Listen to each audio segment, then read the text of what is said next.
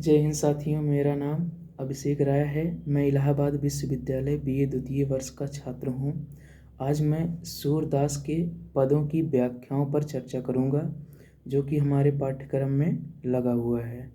तो इनका पहला पद है, चरण कमल बंदव हरिराई, जाकी कृपा पंगु गिर लांगे, अंधे को सब कुछ दरसाई, बहरे सुने गूंग पुन बोलें, रंक चलें सिर छत्र धराई, सूरदास स्वामी करुणा में बार बार बंदों ती पाई। सूरदास जी कहते हैं कि हे प्रभु श्री कृष्ण, मैं आपके कमल रूपी चरणों की वंदना करता हूँ। जाकी कृपा पंगु गिर लांघे, जिसकी कृपा से लंगड़ा व्यक्ति पर्वत को लांघ जाता है। अंधे को सब कुछ दर्शाई, और अंधे व्यक्ति को सब कुछ दिखाई देने लगता है। बहिरे सुने गूंग पुन बोलें, बहरा व्यक्ति सुनने लगता है, गूंगा व्यक्ति फिर से बोलने लगता है। रंक चलें सिर छत्र धराई, तथा फकीर राजा की तरह सर पर छत्र धारण करके चल सकता है। सूरदास स्वामी करुणा में, सूरदास जी कहते हैं, हे करुणा के स्वामी, बार बार बंदों ती पाई, मैं आपकी भक्ति को बार बार प्राप्त करूं, अर्थात मैं बार बार आपके चरणों की वंदना करता रहूं। दूसरा पद, अवगत गत कुछ कहत न आवे, ज्यों गूंगे मीठे फल को रस, अंतर्गत ही भावें, परम स्वाद सबही सुनिरंतर, अमित दोष उपजामें, मन वाणी को अगम अगोचर, सो जाने जो पावें, रूप रेख गुण जात जुगत बिन, निरालंब कित धामें, सब विध अगम विचारें, तातव सूर सगुन पद कामें। सूरदास जी ने इसमें सगुर ब्रह्म की उपासना किया है, अर्थात श्री कृष्ण इनके सगुण उपासक के रूप में थे, तो और निरंकार ब्रह्म को अपने उपासना में नहीं रखते हैं। कहते हैं कि हमें निरंकार के बारे में कुछ पता नहीं है, तो मैं क्यों उनकी उपासना करूं। तो इसका अर्थ होगा, अभिगत की गत कुछ कहत नाम है, कि निरंकार ब्रह्म की स्थिति के बारे में मुझसे कुछ कहता नहीं बनता, उसकी स्थिति के बारे में मुझे कुछ पता नहीं है। जेव गूंगे मीठे फल को रस, अंतर्गत ही भावें, जिस प्रकार गूंगा व्यक्ति मीठे फल को खाकर अंतर्गत अपने मन में ही उसके भाव को प्रकट करता है, बाह्य रूप से उसे प्रकट नहीं कर पाता है।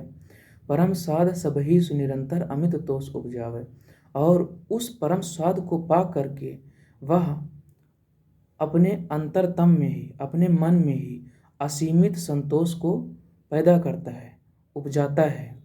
मन वाणी को अगम अगोचर, उसी प्रकार मन वाणी से परे, अगम अगोचर, मन वाणी से परे निर्गुण ब्रह्म के बारे में कुछ प्रकट नहीं किया जा सकता है। जो उसे जानता है वही उसके पाने, उसे प्राप्त करने के पीछे जाता है। रूप रेख गुण जात जुगत बिन, निरालंब कित धावे, उसके रूप रेखा आकृति गुण जाति और जुगत मतलब क्रिया के बिना, निरालंब बिना आधार के मैं किधर भटकूं, अर्थात मैं श्री कृष्ण के ही सगुण रूप की उपासना कर लूँगा। निर्गुण ब्रह्म के बारे में मैं नहीं जानता, तो उनकी उपासना नहीं करूँगा। सब विधि अगम विचारें ताता हूँ। देखिए आगे कह रहे हैं सूरदास जी कि इन सारी दृष्टियों से मैंने विचार करने के बाद सूर सगुण पद गावें, मैं श्री कृष्ण के सगुण पद को गाता हूँ। तीसरा पद, अद्भुत राम नाम के अंक, इसका अर्थ मुझे पता नहीं है, तो मैं चौथे पद की ओर, उसकी व्याख्या की ओर आगे प्रस्थान करता हूँ। तो चौथा पद है, अब कहीं राख लें भगवान, हम अनाथ बैठे द्रुम डरिया, पारिद साधे बाण, ताके डर मैं भाज्यों चाहत, ऊपर ढक्यों सचान, सूरदास दूह भात दुख भयो आन, या कौन उबारे प्राण, सुमरत ही अहि डस्यों परधि कर छूट्यों संधान, सूरदास सर लगें सचाने, जय जय कृपा निधान। तो इसमें कहते हैं, इसमें संसारिकता है, संसारिकता के बारे में बताए हैं, और काल के बारे में बताए हैं सूरदास जी कि ये जो संसार में दुख है और संसारिकता जो है ये काल के समान है। जिस मतलब और ये संसार में जिस प्रकार पक्षी पेड़ पर बैठा रहता है और ऊपर एक बाज पक्षी और नीचे से सचान अर्थात बहेलिया, काल रूपी बहेलिया निशाना लगाया रहता है, उसी प्रकार मानव की स्थिति को बताते हैं। तो कहते हैं अब कह राख ल्यों भगवान, हे ईश्वर, हे इष्ट, हे श्री कृष्ण, इस बार मेरी रक्षा कर लीजिए। हम अनाथ बैठे द्रुमदरिया पारिद साधे बाण।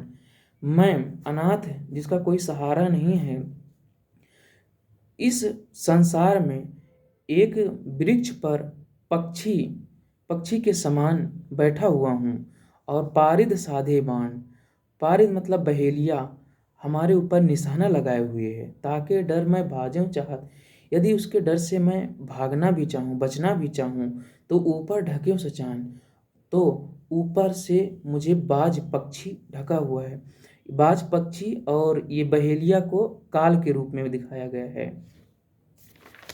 दो भात दुख आन भयो, यह कौन उबारे प्राण। इस तरह से मेरे ऊपर दोनों प्रकार से दुख आया हुआ है, मेरे प्राणों की रक्षा कौन करेगा। इतना ही कहकर जैसे ही मैं श्री कृष्ण का स्मरण करता हूँ, तुरंत अहि डस्यों परधि को सांप आकर, परधि मतलब बहेलिए को डस लेता है, कर छूट्यों संधान, और उसके हाथ से जो संधान जो निशाना लगाए हुए है वो छूट जाता है और सूरदास सर लगे, और वो जो बाण होता है बाज पक्षी को लग जाता है। इस प्रकार से उनके दोनों प्रकार से आए दुख जो काल आया था वो खत्म हो जाता है। तो सूरदास जी श्री कृष्ण को धन्यवाद देते हैं, कहते हैं जय हो कृपा निधान की, जय हो कृपा निधान की, जय जय कृपा निधान। पांचवा पद है, अब मैं नाच्यों बहुत गोपाल, काम क्रोध को पहिल चोलना, कंठ विषय की माल, महामोह के निपुर बाजत, निंदा शब्द रसाल, भरम भयो मन भयो पखावज, चलत असंगत चाल, तृष्णा नाद करत घट भीतर, नाना विध दय ताल, माया को कट फेटा बांध्यो लोभ तिलक दियो भाल, कोटिक कला काछ दिखराई, जल थल सुध नहीं काल, सूरदास की सबह अविद्या दूर करो नंदलाल। सूरदास जी कहते हैं कि अब मैं नाच्यों बहुत गोपाल, अर्थात संसार के संसारिकता में ऊब चुके हैं ये। तो वही कह रहे हैं कि ये जो संसारिकता है, ये जो लोभ मोह ईर्ष्या सब है, इसमें पढ़कर मैं बहुत नाच चुका हूँ, इससे ऊब चुका हूँ। इसी से मुक्ति पाने के लिए श्री कृष्ण से आराधना करते हैं कि अब मैं नाच्यों बहुत गोपाल, ये श्री कृष्ण मैं अब तक इन सब विषयों में पढ़कर बहुत नाच चुका हूँ, बहुत भटक चुका हूँ। काम क्रोध को पहिल चोलना, मैं काम और क्रोध के वस्त्र को धारण करके तथा कंठ में विषय की माला, विषय मतलब विभिन्न प्रकार की इच्छाओं की माला को धारण करके इधर उधर नाचता रहा, भटकता रहा। अब मैं इससे ऊब चुका हूँ। महामोह के निपुर बाजत, और अभी मेरे पैरों में महामोह के घुंघरू बंधे हुए हैं, और निंदा शब्द रिसाल, और मेरे मुख से जो वचन निकलते हैं लोगों का निंदा करने के लिए निकलते हैं। भरम भयो मन भयो पखावज, और भरम के कारण मेरा मन पखावज मतलब एक वाद्ययंत्र की तरह बजता रहता है, भिनकता रहता है, इधर उधर भटकता रहता है। चलत असंगत चाल, इन सब के कारण से मैं असंगत चाल चलने लग गया हूँ, मतलब नियम विरुद्ध चाल चलने लग गया हूँ। तृष्णा नाद करत घट भीतर, नाना विधदय ताल, इन सभी कारणों से मेरे अंदर इच्छा रूपी नदी समाहित हो गई है, नाना विधदय ताल, और विभिन्न प्रकार के ताल मतलब चुनौती देकर मतलब मेरे अंदर ये समाहित हो गई है। इसका मतलब पूरा अर्थ एक साथ निकलेगा कि विभिन्न प्रकार के, नाना मतलब विविध प्रकार के ताल, मतलब डंकन ताल मतलब नगाड़ा बजाकर मेरे भीतर ये सारी बुराइयां समा गई हैं। माया को कटफेटा बांधो, और इन कारणों से मेरे कमर पर माया का फेटा बंध गया है, माया का फेटा करधनी बंध गया है। लोभ तिलक दियो भाल, और तथा मेरे मस्तक पर लोभ रूपी तिलक धारण हो गया है। कोटिक कला काक्ष दिखराई, इन सभी कारणों से मैं करोड़ों कलाओं का प्रदर्शन करने लग गया हूँ। जल थल सुध नहीं काल, और मुझे पृथ्वी पर, जल में, वायु में काल की सुध नहीं रह गई है, काल की स्मृति नहीं रह गई है, मैं काल को भूल चुका हूँ। सूरदास की सभय अविद्या दूर करो नंदलाल, हे श्री कृष्ण मेरी ये सारी अविद्या को दूर कर दीजिए, मैं इनसे ऊब चुका हूँ। छठवां पद, मेरो मन अनंत कहाँ सुख पावे, जैसे उड़ जहाज को पक्षी फिर जहाज को आवे। कमल नयन को छोड़ महात्म और देव को धावे, परम गंग को छोड़ पियासो दुर्मद कूप खनावे। जिह मधुकर अंबुज रख चाख्यो, क्यों करील फल भावे। सूरदास प्रभु काम देनु तज छेरी कौन दुहावे।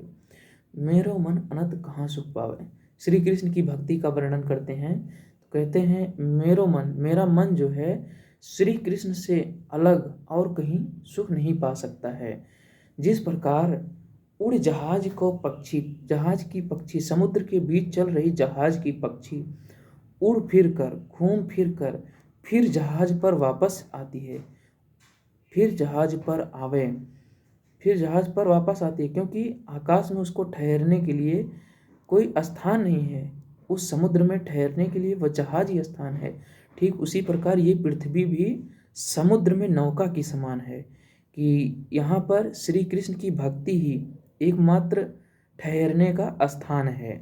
कमल नयन को छोड़ महात्म और देव को धावे। श्री कृष्ण के कमल नयन श्री कृष्ण को कहा गया। श्री कृष्ण को छोड़कर श्री कृष्ण की भक्ति को छोड़कर और देव को धावे, और किस देवता के ध्यान के लिए मैं जाऊं, और किस देवता को ध्याऊं, क्योंकि वही सब कुछ है, वही मेरे आराध्य हैं। परम गंग को छोड़ महात्म दुर्मद को खनावे, क्योंकि वो तो परम गंग है, पवित्र गंगा है, उसको छोड़कर पियासा व्यक्त अनायास, दुर्मद मतलब अनायास कूप खनाता है, अर्थात अन्य साधनों में लगता है। जी मधुकर अंबुज रख चाख्यो, क्यों करील फल पावे।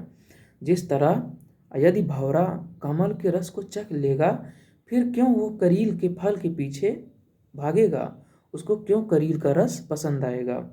सूरदास प्रभु काम धेनु तज, सूरदास जी कहते हैं कि मेरे प्रभु तो काम धेनु के समान है, उसको त्याग कर मैं बकरी क्यों दूंगा, अर्थात जब वही मेरी इच्छाओं की पूर्ति करते हैं तो मैं अन्य किसी के पास अपनी इच्छाओं के लिए क्यों भटकूंगा।